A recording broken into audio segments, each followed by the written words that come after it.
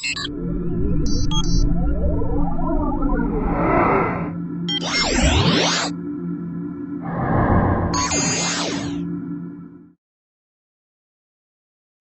now, science have clarified clearly that it is the female. 99.9% of the females are the ones that are doing all the works. The men don't do nothing. They only guide the hive. Or when it's time for the queen bee to mate with the male, she releases a pheromone. She releases a pheromone. A pheromone is sort of like a vibration that she releases, and the male bee will know that the female bee is calling him for mating. But the mystery again is that they got a lot of male bee, but a particular sound she made suggests a particular male. And out of the thousands of the male, he knows that the female is talking to him. Allah said, He mentioned 3 places where the bee will dwell. The first one, mountains, Allah mentioned. Then Allah mentioned trees. Oh, you bee, take the mountains as your dwelling. And then take the trees also as your dwelling. And the third one, Allah said, take the habitation that mankind have created for you. Yes, we have people who farm. They have farming for bee. So these are the habitation. We call it in scientific word the dance. The dance of the bee. Example, if a bee leaves this hive and maybe go to, let's say, Aso Rock, far from here. When the bee comes back to the colony, to the hive, wallahi, the rest of the bee would go around the bee, the female bee, and they will ask her, wow, your stomach looks so full. Where did you get that nectar? Then she have to dance to tell them the location of where she get the hive or the flower or the nectar. We call that the dance. So once the dance, they dance differently. The first move is that they will go around her in circle and she will be in the middle.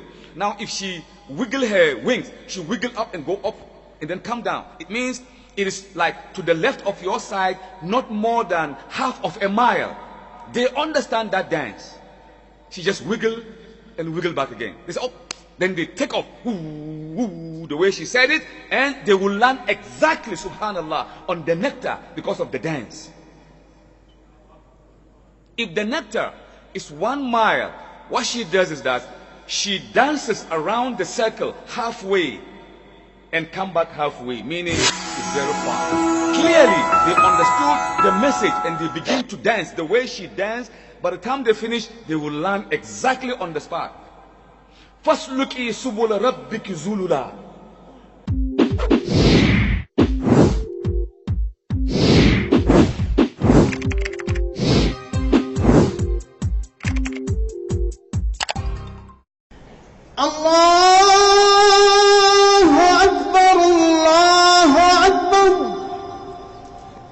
The center has been established since 2012, and its focus in areas of dawah and education.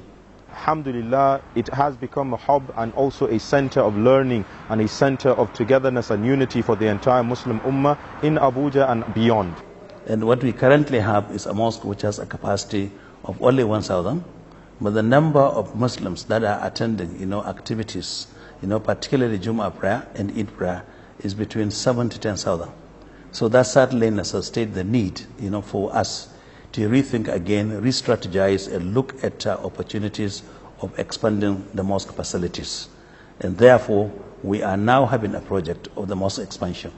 And it is called Al-Masjid al-Nur Mosque Expansion Project, which we are intending to spend about 520 million, so that we can create a capacity of about 10,000, worshippers to use it.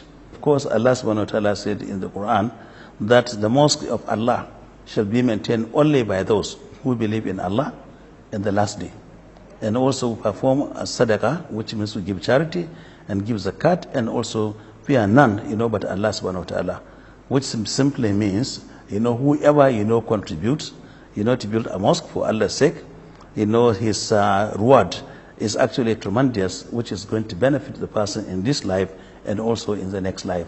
So therefore we encourage people to donate generously for the sake of Allah subhanahu wa ta'ala to ensure that this project is being actualized. Whoever it is that builds a masjid for the sake of Allah, as Rasulullah sallallahu alayhi wasallam said in a well-known hadith, that banallahu lahu baytan fil jannah, Allah will build for them a house in paradise. The relevant accounts have been provided, and if you are not sure about anything, please contact the telephone numbers for clarification before you send in money in case you need to do so. And we hope that this will create an opportunity for Muslims to benefit, and we want to see more of activities that will take place, but we are constrained with lack of space, and I'm sure this will give us an opportunity to make sure that more activities are taking place and more worshippers are coming to make the best use actually of the facilities, because it is actually meant for them.